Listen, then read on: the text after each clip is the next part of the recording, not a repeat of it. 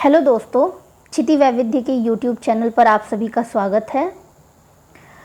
आज से हम लोग इस चैनल पर ये जो यूथ कंपटीशन टाइम्स की किताब है, जिसमें एक लगभग 31,000 प्लस क्वेश्चन पेपर का संग्रह है, इसको हम देखेंगे। ये सभी जो भी आगामी एग्ज़ाम हैं उनके लिए बहुत ही बेहद ही इम्पॉर्टेंट है, क्योंकि अब तक जितने भी आयोग ने पेपर लिए हैं उन सबका इसमें संकलन दिया हुआ है। तो इसको करने का सबसे ज़्यादा जो बेनिफिट होगा वो ये होगा कि सबसे पहले तो हम आयोग के प्रश्न पूछने की प्रवृत्ति जान जाएंगे कि कैसे वो क्वेश्चन को फ्रेम करता है। दूसरा, इसको प्रैक्टिस करने से, और प्रीवियस ईयर क्वेश्चन पेपर बहुत ही ज़्यादा इम्पॉर्टेंट होता है, क्योंकि बार बार आप देखेंगे तो डायरेक्ट और इनडायरेक्ट वे, दोनों वे में पेपर रिपीट होता है।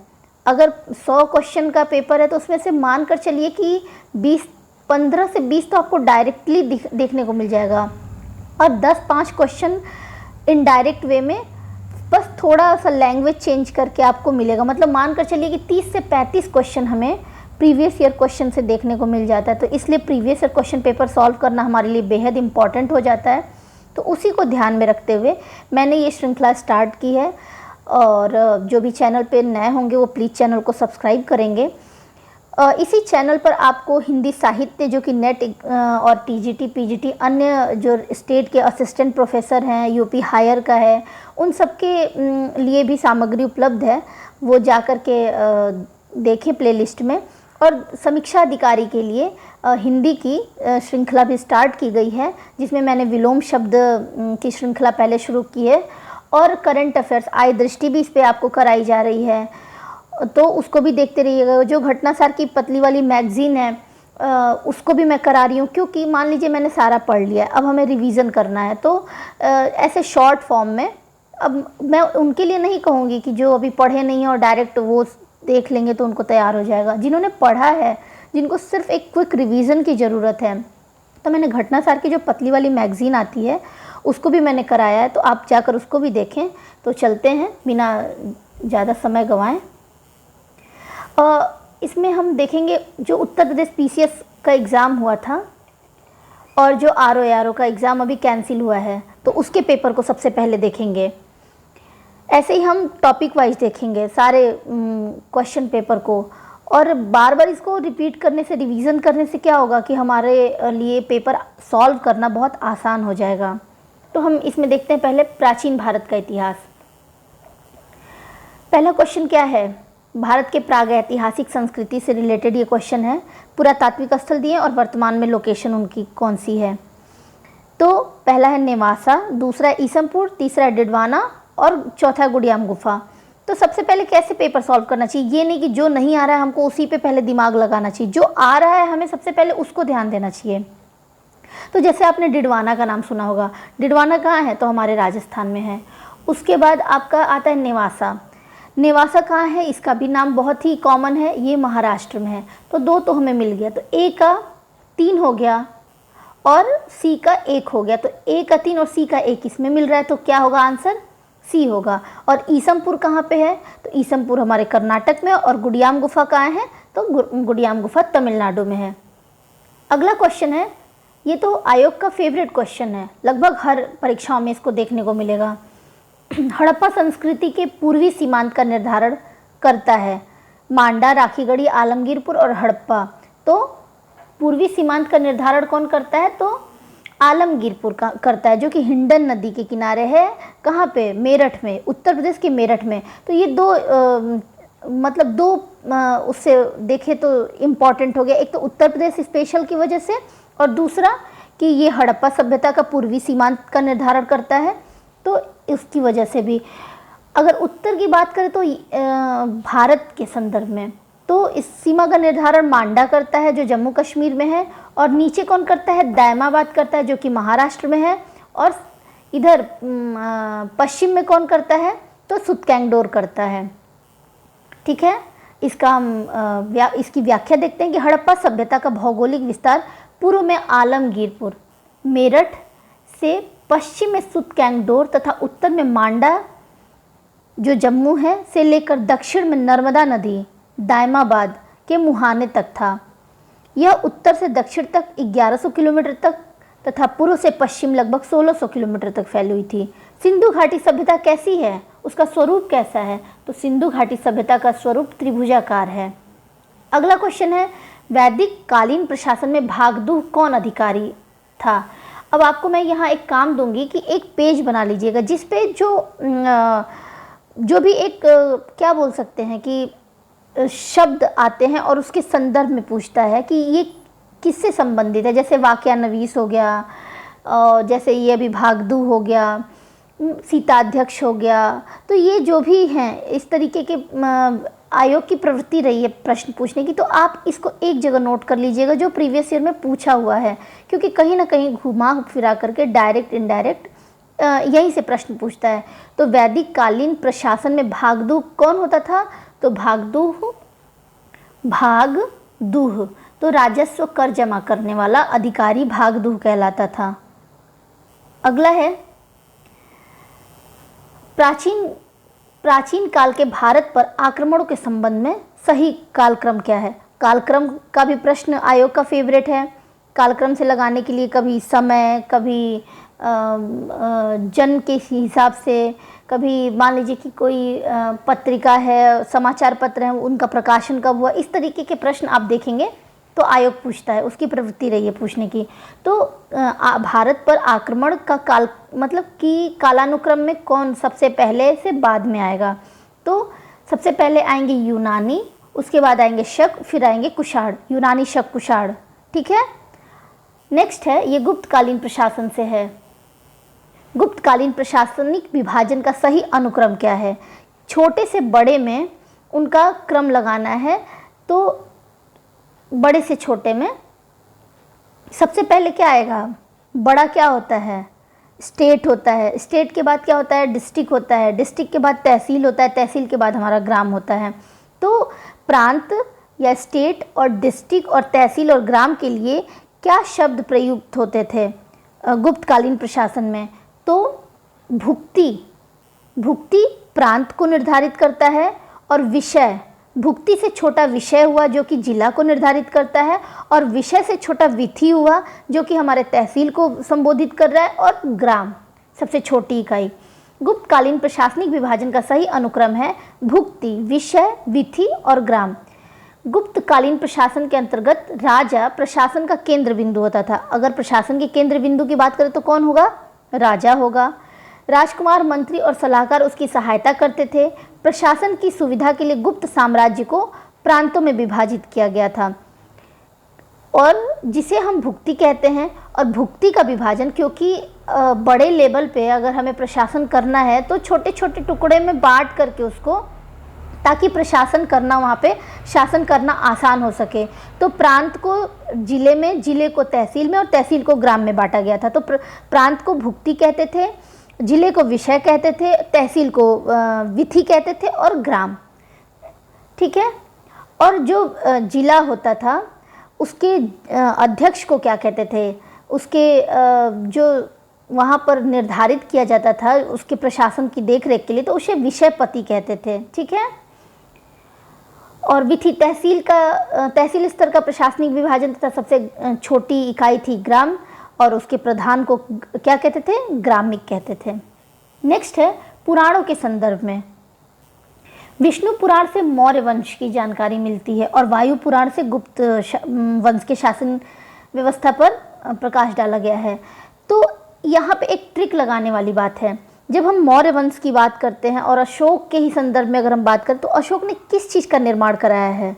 तो चक्र का, ठीक है। तो चक्र कौन धारण करता है? तो विष्णु भगवान करते हैं। तो विष्णु पुराण से किसकी जानकारी मिलेगी? मौर्य वंश की। और अगर मैं गुप्त वंश के प्रशासन की बात करूं तो गरुड़, आप देखेंगे कि उनका जो चिन्ह था वो गरुड़ था। तो गरुड़ पुराण से, गरुड़ क्या है? वायु, हवा में उड़ता है। तो वायु पुराण से गुप्त वंश के प्रशासन की जानकारी मिलती है। तो दोनों ये स्टेटमेंट सही है। गुप्त वंश की शासन व्यवस्था पर वायु पुराण के साथ साथ मत्स्य पुराण, ब्राह्मण और भागवत पुराण से जानकारी मिलती है। अब मैं यही आपसे एक प्रश्न पूछूंगी कि पुराणों की संख्या कितनी है? आप मुझे कमेंट बॉक्स में इसका आंसर करिएगा। मिलिंद पन्हो राजा मिलिंद तथा एक बौद्ध भिक्षु के मध्य संवाद के रूप में है। वह भिक्षु कौन थे? मिलिंद पन्हो जो एक पुस्तक है वो दो लोगों के बीच बातचीत का संग्रह है। तो एक थे राजा मिलिंद और दूसरा बौद्ध भिक्षु कौन था? तो वो उनका नाम था नागसेन। ये लूसेंट, ये दोनों क्वेश्चन जो है आपको लूसेंट में देखने को मिल जाएगी और मैं कल से इस पे लूसेंट की भी एक श्रृंखला स्टार्ट करूँगी, क्योंकि हम मेरा ये मानना है कि कहीं से कुछ भी नहीं छोड़ना है, जहाँ से मिल जाए अपना पढ़ते चलें। मिलिंद पन्हो राजा मिलिंद और बौद्ध भिक्षु नागसेन, जिन्हें नागार्जुन कहते हैं, के मध्य संवाद के रूप में एक ग्रंथ है। नागसेन को नागार्जुन के नाम से भी संबोधित किया जाता है। ये भी क्वेश्चन जो है ये सीधा सीधा आप देखेंगे तो लूसेंट से सीधा जो बॉक्स बना करके दिया रहता है उसमें दिया हुआ है, एकदम सीधा स्टेटमेंट, कोई चेंज नहीं है इसमें। चरक संहिता कितने अध्यायों और खंडों में विभाजित है? तो चरक संहिता में 120 अध्याय और 8 खंड है। चरक कुषाण शासक जो था कनिष्क, उसके समय के प्रसिद्ध चिकित्सक थे और इन्होंने चिकित्सा पर इनकी पुस्तक का नाम क्या है? चरक संहिता लिखा, जो कि 120 अध्याय और 8 खंड में विभाजित है। कनिष्क के दरबार में जो रत्न रहते थे उनका एक ट्रिक है अश्वनाचा पाँव पर, अश्वनाचे पाँव पर, ठीक है। तो आप भी मुझे कमेंट में इसका आंसर दीजिएगा और ट्रिक है अश्वनाचा पाँव पर। नेक्स्ट है, देखिए भाई ये भी बहुत इम्पोर्टेंट है, ये जो भी दर्शन और उसके प्रचारक कौन थे तो ये मिलान करने में पूछता है। कितने दर्शन हैं? तो 6 दर्शन हैं। सबसे पुराना कौन है, प्राचीन कौन है? तो सांख्य दर्शन सबसे पुराना प्राचीन है। और सांख्य के प्रणेता कौन है, प्रचारक कौन है? तो सांख्य के कपिल हैं। न्याय दर्शन, यहाँ वैशेषिक दिया है, वैशेषिक के पतंजलि, पतंजलि तो भाई योग के हैं, ये तो सभी लोग जानते हैं। उत्तर मीमांसा कपिल, तो ये गलत है। और सबसे पहले ये देखिएगा कि पूछा क्या है कि इसमें सही सुमेलित कौन है? कपिल तो सांख्य के हो गए, तो ये भी गलत हो गया। मीमांसा के कड़ो या कड़ाद हो गए और न्याय के गौतम हो गए, तो सही आंसर है डी। न्याय जो स्कूल है उसके जो प्रचारक हैं उनका नाम है गौतम। तो उत्तर मीमांसा के बादरायण है, पूर्व मीमांसा के जैमिनी है और वैशेषिक के कड़ाद हैं। सांख्य कपिल, योग के पतंजलि। नेक्स्ट है मिराते सिकंदरी पुस्तक। अगर आप प्रीवियस ईयर क्वेश्चन देखेंगे, अगर आपने घटना चक्र के प्रश्न पत्रों को सॉल्व किया होगा तो मिराते सिकंदरी से संबंधित कई बार प्रश्न पूछा है। उसके लेखक कौन है? अब आयोग थोड़ा उससे नेक्स्ट लेवल जा कर के पूछ रहा है कि अब वो पुस्तक जो है वो किसने लिखा है, नहीं उसमें अब किसके बारे में चर्चा है, क्या उसकी विषय वस्तु क्या है। तो आप एक जगह एक पुस्तकों की सूची बना लीजिएगा जो भी आयोग द्वारा पूछे गए हैं और थोड़ा थोड़ा उस पर आप रिसर्च कर लीजिएगा। तो मिराते सिकंदरी पुस्तक, इसमें गुजरात के सुल्तान महमूद वेगड़ा के राज्य की सुख समृद्धि का वर्णन है। दूसरा है कि इसमें व्यापारिक मार्गों की सुरक्षा का उचित प्रबंधन का वर्णन किया गया है। तो ये दोनों ही स्टेटमेंट सही है। मिराते सिकंदरी के लेखक कौन है? तो सिकंदर इब्न मुहम्मद हैं। मिराते सिकंदरी, सिकंदर इब्न मुहम्मद इसके लेखक हैं और इस पुस्तक में गुजरात के इतिहास की जानकारी मिलती है। इसमें महमूद बेगड़ा के राज्य की सुख समृद्धि का वर्णन है। व्यापार वाणिज्य की उन्नति इस समृद्धि का कारण रही जो उसके राज्य के व्यापारिक मार्गों की सुरक्षित आवाजाही के कारण संभव थी। नेक्स्ट है रुद्रमा के संदर्भ में। रुद्रमा देवी कहाँ की, किस वंश की शासक थी? देखिए एक और आयोग का वो है कि वंश और उसके शासक और जो भी प्रसिद्ध शासक रहे हैं उनकी भी एक सूची बना लीजिएगा, क्योंकि यहाँ से भी आयोग जरूर प्रश्न पूछता है। तो रुद्रमा देवी के बारे में सही कथन चुनिए। रुद्रमा वारंगल के काकतीय वंश की चौथी स्वतंत्र शासिका थी। अब आपको पता नहीं होगा तो ये क्वेश्चन सॉल्व करना बहुत कठिन हो जाएगा। मान लीजिए याद कर लिया, रुद्रमा वारंगल के काकतीय वंश की शासिका थी, सही है, लेकिन वो चौथी थी ये तो नहीं पता है। तो आपको इस तरीके से भी छोटे छोटे फैक्ट्स ध्यान रखने हैं अगर प्रीलिम्स क्लियर करना है। तो उसने दक्षिण तमिलनाडु के पांड्य, उड़ीसा के पूर्वी गंग शासकों, देवगिरी के सेवना शासकों को पराजित किया। तो इसका सही उत्तर है सी, दोनों सही है। रुद्रमा वारंगल के काकतीय वंश की चतुर्थ स्वतंत्र शासिका थी। इनसे पहले गणपति, महादेव और रुद्र प्रथम, जो काकतीय वंश के शासक रहे हैं। रुद्रमा देवी ने अपने साम्राज्य की रक्षा और साम्राज्य के विस्तार हेतु पांड्य, गंग एवं सेवना शासकों को पराजित किया। जो इटली का निवासी मार्को पोलो है, उसने रुद्रमा के प्रशासनिक क्षमता की बहुत प्रशंसा की है और मार्को पोलो को मध्यकालीन यात्रियों का राजकुमार कहा जाता है और इसने अपनी बुक लिखी है the book of sir Marco Polo, जिसमें भारत के इतिहास के बारे में हमें जानकारी मिलती है। नेक्स्ट है पिछवाई चित्रकला। पिछवाई चित्रकला से संबंधित कौन है? तो पिछवाई चित्रकला से कृष्ण जी संबंधित है, श्रीनाथ जी संबंधित हैं। पिछवाई चित्रकला श्रीनाथ जी यानी कृष्ण देवता से संबंधित है और पिछवाई पेंटिंग जो है पारंपरिक भारतीय कला का एक रूप है जिसकी उत्पत्ति भारत के राजस्थान के नाथ द्वार शहर में 400 साल पहले हुई थी। इन्हें आमतौर पर श्रीनाथ जी की मूर्ति के पीछे लटकाया जाता है जो कृष्ण का एक स्थानीय रूप है। पिछवाई पेंटिंग में जटिल डिजाइन और जीवंत रंग होते हैं जो भगवान कृष्ण के जीवन लीला को दर्शाते हैं। नेक्स्ट फिर चित्रकारी और उसके स्टेट से संबंधित पूछ दिया। अब यहाँ पे हम सबसे पहले क्या देखेंगे? मधुबनी पेंटिंग कहाँ से रिलेटेड है? तो बिहार से है। उसके बाद लेपाक्षी, पट्टचित्र और वारली। तो आप देखेंगे वारली कहाँ है? महाराष्ट्र में है। आपने वारली का नाम सुना होगा कई बार। तो वारली कहाँ है? महाराष्ट्र में। ए का 4 सभी में दिया है। उसके बाद डी का 2 किस में दिया है? तो इसमें दिया है। तो सही आंसर क्या होगा? डी। लेपाक्षी है वो आंध्र प्रदेश में है और पट्टचित्र जो है वो ओडिशा से संबंधित चित्रकारी है। नेक्स्ट है डांस फॉर्म और स्टेट। मैंने 8 जो डांस फॉर्म है इंडिया के, जो क्लासिकल डांस फॉर्म है, उसकी एक मैंने शॉर्ट्स डाली हुई है। मैप के थ्रू मैंने वो 8 डांस फॉर्म की बात की है, आप जा कर के देख लेंगे। भरतनाट्यम कहाँ का डांस फॉर्म है? कुचिपुड़ी, सात्रिया और कथक। अब देखिए कथक कहाँ का है? तो उत्तर प्रदेश का है। ये तो जो भी बच्चे उत्तर प्रदेश का एग्ज़ाम दे रहे होंगे, जो उत्तर प्रदेश के हैं, उनको तो पता ही होगा। भरतनाट्यम कहाँ का है? तो तमिलनाडु का है। कुचिपुड़ी कहाँ है? तो केरल है। कुचिपुड़ी कहाँ है? तो आंध्र प्रदेश है। और सात्रिया कहाँ है? तो असम है। नेक्स्ट है मध्यकालीन भारतीय इतिहास। तुगलक वंश। निम्नलिखित में से कौन फिरोज तुगलक के नागरकोट अभियान? देखिए अगर तुगलक वंश की बात करें तो फिरोज तुगलक वंश का सबसे महान शासक रहा है। इसके नागरकोट अभियान के दौरान संग्रहित 300 संस्कृत पुस्तकों का अनुवाद किसने किया? तो अजीजुद्दीन खान ने किया। दलाइल-ए-फिरोज शाही फारसी भाषा में लिखा गया ग्रंथ है जिसकी रचना फिरोज शाह तुगलक के आदेश पर उसके दरबारी कवि आजुजुद्दीन खलीद खानी, देखिए ये इसके दरबारी कवि रहते हैं, ने की थी। अब पूछ सकता है कि दलाइल-ए-फिरोज शाही के लेखक कौन हैं? ठीक, डायरेक्ट भी पूछ सकता है।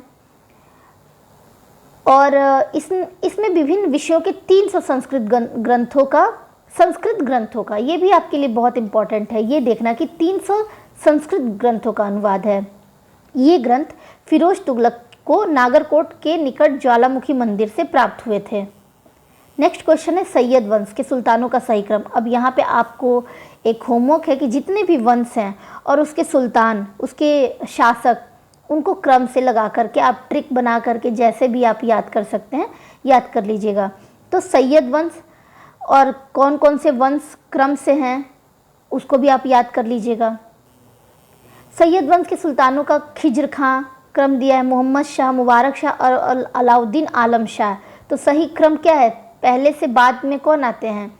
तो पहले आएंगे सैयद वंश का समय क्या रहा है? तो 1414 से 1451 का जो समय रहा है सैयद वंश का काल रहा है। तो खिज्र खां जिन्होंने 1414 से 1421 तक इन्होंने शासन किया और इनकी उपाधि थी रैयत-ए आला। मुबारक शाह 1421 से 1434, मोहम्मद शाह 1434 से 1445 और अलाउद्दीन आलम शाह इनका है 1445 से 1451। तो मैंने यहाँ पे एक ट्रिक बनाया है, खीर मुबारक महुआ। तो खीर से खिज्र खां, मुबारक से मुबारक शाह, महुआ मोहम्मद शाह और महू से और आ से अलाउद्दीन आलम शाह। नेक्स्ट है मीरात सिकंदरी। देखिए अभी पीछे आपने देखा मीराते सिकंदरी पुस्तक के संदर्भ में कि इसमें किसका वर्णन है, उसके बारे में डिटेल। अब यहाँ पे वैसे ही पूछ दिया है, उसका विषय पूछ दिया है। तो मीराते सिकंदरी में किसका वर्णन है? इसके लेखक इब्न सिकंदर इब्न मोहम्मद है, जिसमें गुजरात विजय की बात की गई है। बुरहान ए माशिर में बहमनी के अहमदनगर का इतिहास है, और रियाजुल सुल्तान में बंगाल का इतिहास है, और रियाजुल इंसा में महमूद गवां के पत्रों का संग्रह है। देखिए नेक्स्ट फिर से आपको पुस्तक और उसके लेखक के बारे में पूछ दिया। फुतू उस सलातीन के लेखक कौन है? फुतूहात फिरोज शाही के लेखक कौन है? तारीख़ फिरोज शाही के लेखक कौन है? और खजैन उल फुतूह के लेखक कौन है? तो यहाँ पे आपको मैं बता दूँ तो जियाउद्दीन बर्नी और अमीर खुसरो, ये तो लगभग ही बार बार रिपीट करते हैं। अगर प्रश्न आप देखेंगे कि मध्यकालीन इतिहास में अगर पुस्तकों के बारे में पूछता है तो उसमें जियाउद्दीन बर्नी और अमीर खुसरो तो इम्पॉर्टेंट ही हैं। उनके संदर्भ में बिना पूछे वो प्रश्न पूरा नहीं होता है। तो फुतूह उस सलातीन अब्दुल मलिक इसामी की रचना है, इसके राइटर हैं। फुतूहात फिरोज शाह तुगलक की रचना है, और तारीख़ फिरोज शाही जियाउद्दीन बर्नी की है, और खजैन उल फुतूह अमीर खुसरो की है। तो आपको एक काम देती हूँ, अमीर खुसरो की जितने ग्रंथ हैं उसकी एक लिस्ट बना लीजिएगा। वैसे मैं भी इसको शॉर्ट्स में अपलोड कर दूंगी, आप देख लीजिएगा। निम्नलिखित में से कश्मीर के किस शासक ने जजिया और गौ हत्या को समाप्त किया? तो अगर देखा जाए तो जो जैनुल आबिदीन हैं, इनको ये बड़े ही धार्मिक, सहिष्णु और लोक कल्याणकारी इनकी नीतियाँ रही हैं। इनको अकबर की भी उपाधि दी गई है। तो ये जो कश्मीर के शासक हैं जैनुल आबिदीन, इन्होंने कश्मीर जजिया और गौ हत्या को समाप्त किया कश्मीर से। उसने कश्मीर के हिंदुओं पर जजिया कर समाप्त किया। हालांकि वो एक मुस्लिम शासक था, उसने गायों के वध पर प्रतिबंध लगा दिया, स्त्रियों को सती होने की अनुमति दी थी। इसने संस्कृत भाषा और साहित्य को संरक्षण दिया। आबिदीन फारसी, संस्कृत और तिब्बती भाषा का जानकार था। नेक्स्ट क्वेश्चन है, जौनपुर को सिराजे हिंद के नाम से जाना जाता है? बिल्कुल, जौनपुर को सिराजे हिंद के नाम से जाना जाता है। और अगर मैं पूछूं कि इसकी स्थापना किसने की, तो फिरोज शाह तुगलक ने जौनपुर नगर को स्थापित किया। जौनपुर शर्की काल के शिक्षा के महान केंद्र के रूप में जाना जाता है। तो ये भी स्टेटमेंट सही है, दोनों सही है और दोनों एक दूसरे की व्याख्या भी करता है। जौनपुर को सिराजे हिंद के नाम से जाना जाता था। जौनपुर शर्की काल में शिक्षा के महान केंद्र के रूप में था। सिराजे हिंद जौनपुर का ऐतिहासिक नाम है। फिरोज शाह तुगलक ने शहर की स्थापना की थी और इसका नाम मोहम्मद बिन तुगलक की स्मृति में रखा, जिसका वास्तविक नाम क्या था? मोहम्मद बिन तुगलक का जौना खां। नेक्स्ट है भक्ति एवं सूफी आंदोलन। इसमें है तुलसीदास के संदर्भ में पूछा है कि इनका जन्म बांदा जनपद के राजापुर नामक ग्राम में हुआ था और इनकी पत्नी का नाम गीतावली था। तो इनकी पत्नी का नाम रत्नावली था। गीतावली तो इनकी पुस्तक का नाम है।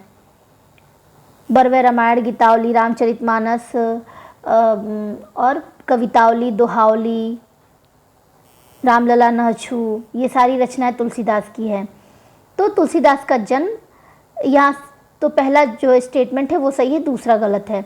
तुलसीदास का जन्म 1523 ईस्वी में बांदा जनपद, जो वर्तमान में चित्रकूट जनपद के राजापुर गांव में हुआ था। इनके पिता का नाम आत्माराम शुक्ल दुबे और माता का नाम हुलसी था। इनकी पत्नी का नाम रत्नावली और बेटे का नाम तारक था। ये सगुण भक्ति शाखा के राम भक्ति शाखा से संबंधित थे और इन्होंने रामचरितमानस की रचना की थी। और ये मुगल बादशाह अकबर और मेवाड़ के शासक राणा प्रताप के समकालीन थे। देखिए अब खरीदादार कौन था? जैसे अभी भागदू पूछा था, वैदिक कालीन प्रशासन में भागदू किससे संबंधित था, वैसे अब सल्तनत काल में खरीदादार कौन थे? किनको खरीदादार कहते थे? तो खरीदादार जो फरमान भेजने वाले अधिकारी होते थे उनको खरीदादार कहा जाता था। नेक्स्ट है कि कौन सा सही सुमेलित नहीं है? शाह तुर्कन जो है वो इल्तुतमिश की पत्नी है। हमीदा बानो बेगम अलाउद्दीन खिलजी की पत्नी का नाम है। इल्तुतमिश रजिया के पिता हैं और गुलबदन बेगम बाबर की पुत्री हैं। तो इसमें सबसे पहले आपको क्या पता होगा, क्योंकि रजिया पहली महिला शासिका सुल्तान रही हैं, तो ये तो लगभग सबको पता है, तो इसलिए ये सही है। ठीक है, तो इसको काट देते हैं। गुलबदन बेगम, सही बात है, बाबर की पुत्री हैं। और इनकी प्रसिद्ध रचना का क्या नाम है, आप मुझे आंसर करिएगा, उसमें उसका विषय वस्तु क्या है। शाह तुर्कन इल्तुतमिश की पत्नी है। देखिए, हमीदा बानो बेगम अलाउद्दीन खिलजी की पत्नी नहीं है, बल्कि ये अकबर की माता है। अगर आप लोग वो जोधा अकबर सीरियल या जोधा अकबर फिल्म भी देखे होंगे तो आपको ये क्वेश्चन आप आसानी से सॉल्व कर सकते हैं। गुलबदन बेगम बाबर की पुत्री हैं, तो इसलिए हमीदा बानो बेगम ये अकबर की माँ हैं, तो इसलिए ये क्वेश्चन गलत हो गया। कैप्टन हॉकिंस अब के संदर्भ में पूछा है। कैप्टन हॉकिंस भारत में कुछ विदेशी आए हैं, उनके आने का क्रम पूछता है, किस सन में आए, किसके शासनकाल में आए, तो आप उसकी भी एक लिस्ट बना लीजिएगा। कैप्टन हॉकिंस 1611 में जेम्स प्रथम के दूत के रूप में भारत आया। तो देखिए, जेम्स प्रथम के राजदूत के रूप में भारत तो आया, लेकिन 1611 में नहीं आया, वो 1608 में आया था और जहांगीर के दरबार में आया था। और वह तुर्की और फारसी भाषा का अच्छा जानकार था। तो दोनों ये स्टेटमेंट जो है ये गलत हो गया, क्योंकि लेकिन अगर माना जाए तो ये तुर्की भाषा और फारसी दोनों जानता था, तो अब फारसी नहीं दिया तो ये हो सकता है सही, लेकिन आयोग ने इसका उत्तर दोनों गलत माना है। नेक्स्ट क्वेश्चन है, मुगल शासकों पर विचार कीजिए तथा उसके कालानुक्रमानुसार व्यवस्थित कीजिए। फर्रुखसियर, जहांदर शाह, बहादुर शाह और मोहम्मद शाह। तो मुगल शासकों के का कालक्रम आप बना लीजिएगा, क्योंकि ये पूछता है। तो इसका एक ट्रिक है जो कि मुझे लगता है कि सबको पता है, भाजी सब्जी फार माँ सब। तो भाजी सब्जी में क्या हो गया, बाबर, हुमायूं, अकबर, जहांगीर। और सब्जी में हो गया शाहजहां, औरंगजेब, बहादुर शाह, जहांदर शाह। फौर में हो गया फर्रुखसियर, माँ में हो गया मोहम्मद शाह, अहमद शाह बहादुर और आलमगीर द्वितीय। और साब में हो गया शाह आलम द्वितीय और अकबर द्वितीय और अंतिम जो मुग़ल सम्राट है बहादुर शाह जफ़र। तो इसका आप क्रम बना करके इसको याद कर लीजिएगा। बहादुर शाह 1707 से 1712, जहांदर शाह 1712 से 1713, फर्रुखसियर 1713 से 1719 और मोहम्मद शाह जो रंगीला है 1719 से 1748। इसी के समय नादिर शाह का आक्रमण हुआ था 1739 में, जिसने दिल्ली को लूटा था। निम्नलिखित पेशवाओं के शासनकाल पर विचार कीजिए और उनके कालानुक्रमानुसार व्यवस्थित कीजिए। अब तक आपने 26 क्वेश्चन सॉल्व किए और 26 क्वेश्चन में आपने कालक्रमानुसार कितने क्वेश्चन देख लिए हैं, ये कितना इंपॉर्टेंट अब आपको समझ में आ गया होगा। तो बालाजी विश्वनाथ, बाजीराव प्रथम, नारायण राव और माधव राव। तो इसमें शासनकाल के क्रम से अगर देखें तो बालाजी विश्वनाथ 1713 से 1720, बाजीराव प्रथम 1720 से 1740, माधव राव प्रथम 1761 से 1772 और नारायण राव 1772 से 1773। तो इसमें मैंने ट्रिक बनाया है कि बॉबी ने बाजीराव को नाना माना, लेकिन रमा ने इसे दूसरा बाजीराव बताया। तो बॉबी बालाजी विश्वनाथ ने बाजीराव, तो बाजीराव प्रथम को नाना माना, माधवराव बालाजी विश्वनाथ, माधवराव माना, माँ से माधवराव, ना से नारायण राव, रमा लेकिन रमा रघुनाथ राव और माँ माधव राय द्वितीय और अंत है इसे दूसरा बाजीराव, तो बाजीराव द्वितीय। बॉबी ने बाजीराव को नाना माना, लेकिन रमा ने इसे दूसरा बाजीराव बताया। नेक्स्ट क्वेश्चन है, अब हम आधुनिक भारत में प्रवेश करते हैं। संगीत की टप्पा शैली, संगीत की एक शैली है टप्पा शैली, इसका किस मुगल सम्राट के दरबार में परिष्कृत और ये किस मुगल सम्राट के दरबार में परिष्कृत और परिमार्जित हुआ? तो ये मोहम्मद शाह रंगीला, नाम से ही उसके आप देखेंगे तो वो काफ़ी रंगीन मिजाज का था। तो इसी के शासनकाल में संगीत की टप्पा शैली का उसके दरबार में विकसित हुई। यह गायन शैली श्रृंगार प्रधान गायन शैली है और उसका प्रचार सर्वप्रथम गुलाब नबी शोरी ने किया था। नेक्स्ट क्वेश्चन है पंजाब के विलय के संबंध में कि कौन सा कथन असत्य है। पंजाब के विलय के संबंध में कौन सा कथन गलत है? 29 मार्च 1849 को गवर्नर जनरल की ओर से घोषणा हुई कि पंजाब राज्य समाप्त हो गया है। नेक्स्ट है कि महाराजा दलीप सिंह को सभी प्रदेश भारतीय ब्रिटिश साम्राज्य का हिस्सा महाराजा दलीप सिंह के जो भी स्टेट हैं वो भारतीय ब्रिटिश साम्राज्य के हिस्सा हो गए हैं। दलीप सिंह को 2,50,000 रुपये वार्षिक पेंशन दी गई और उपरोक्त में से कोई नहीं। तो ये जो 2 स्टेटमेंट है ये तो सही है, लेकिन ये जो तीसरा स्टेटमेंट है, भाई राजा है उसको इतना ही पैसा दे करके आप भेज देंगे वार्षिक पेंशन पे, तो ये तो सही नहीं है। ठीक है, 50,000 लगभग 4 से 5 लाख वार्षिक पेंशन पर इनको इंग्लैंड भेजा गया था शिक्षा प्राप्त करने के लिए, और वहीं पे इन्होंने ईसाई धर्म ग्रहण किया और वहीं पे इनकी मृत्यु हो जाती है। नेक्स्ट है बुरहान उल मुल्क सआदत खां के संदर्भ में निम्नलिखित कथनों में से कौन सा सही है। तो पहला स्टेटमेंट है कि अवध के स्वतंत्र राज्य का संस्थापक सआदत खान था, बिल्कुल सही बात है, और उसने सैयद बंधुओं के विरुद्ध षड्यंत्र में भाग लिया था, ये भी सही बात है। सैयद बंधुओं को राजा बनाने वाला कहा गया है। अवध के स्वतंत्र राज्य का संस्थापक सआदत खान बुरहान मुल्क था, मुगल दरबार के ईरानी शिया गुट का सक्रिय सदस्य था। इसके नवगठित स्वतंत्र राज्य की राजधानी फैजाबाद थी। मोहम्मद शाह के शासनकाल में निजामुल मुल्क के नेतृत्व में सैयद बंधुओं के खिलाफ षड्यंत्र की शुरुआत हुई। इस षड्यंत्र में सआदत खान ने सम्राट का साथ दिया। नादिर शाह के आक्रमण के समय उसने शाही मामलों में महत्वपूर्ण भूमिका का निर्वाह किया एवं अपने नाम तथा सम्मान की रक्षा के लिए ही 1739 ईस्वी में आत्महत्या कर ली, और उसका उत्तराधिकारी उसका भतीजा और दामाद सफदरजंग, जो कि अबुल मंसूर खां भी उसका नाम था, अवध का नवाब बना। नेक्स्ट क्वेश्चन है 1857 की क्रांति से, ये भी बहुत इंपॉर्टेंट है। क्रांति कहाँ हुई, किस तिथि को हुई, किस शासक ने वहाँ से उसका नेतृत्व किया या किस व्यक्ति ने किया, और उस समय जो अंग्रेज अधिकारी था वो कौन था। तो ये सारे जो प्रश्न हैं ये इम्पॉर्टेंट हो जाते, तो आप इसकी भी एक सूची देख लीजिएगा। झांसी 11 मई 1857 को क्रांति प्रारंभ होती है, बैरकपुर 29 मार्च 1857, लखनऊ में 4 जून 1857 और मेरठ में 10 मई 1857। तो सबसे पहले यह मेरठ से प्रारंभ होती है। ठीक है, और उसके बाद ये हर जगह फैलती है। तो इसमें जो झांसी है, झांसी में जून में होता है, ना कि 11 मई को होता है, बाकी सभी सही है। 1857 ईस्वी का महान विद्रोह, जिसकी शुरुआत 10 मई 1857 को उत्तर प्रदेश के मेरठ शहर से हुआ, इसका विस्तार धीरे धीरे भारत के अन्य शहरों में भी हो गया। लखनऊ में 4 जून, बैरकपुर में 29 मार्च और झांसी में जून में यह विद्रोह प्रारंभ हुआ। तो आज के लिए मैं यहीं पे क्लास ख़त्म करूँगी, क्योंकि ज़्यादा बड़ा वीडियो मुझे नहीं लगता है कि एक बार में पापा वीडियो बना देने से 10-10 घंटा 20-20 घंटे का वीडियो दे देने से बच्चे पढ़ पाते हैं।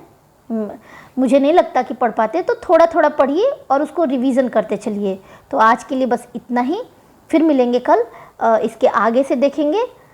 अभी हमने प्राचीन मध्यकालीन इतिहास कर लिया, आधुनिक इतिहास में हम प्रवेश कर गए हैं, जो कि 23 PCS 23 और RO जो कैंसिल हुआ था 24 में, उसका हम प्रश्न देख रहे हैं। इसके बाद हम आगे प्राचीन भारत से शुरू करते हुए और जितने भी विविध मिसलेनियस क्वेश्चन हैं सारे, हिस्ट्री, ज्योग्राफी, पॉलिटी, इकोनॉमी और साइंस, इन्वायरमेंट, मतलब सबके क्वेश्चन हम देखेंगे। तो आज के लिए बस इतना ही, धन्यवाद। और जो भी चैनल पे नए होंगे वो प्लीज़ चैनल को सब्सक्राइब करेंगे और अपने कमेंट बॉक्स में अपने सुझाव भी देंगे कि इसको और कैसे अच्छा किया जा सकता है या किस तरीके से और अच्छे से सिखाया जा सकता है। और अगर आपको वीडियो अच्छी लगी हो तो आप वो भी बताएं कि आपको अच्छी लगी हो। Thank you.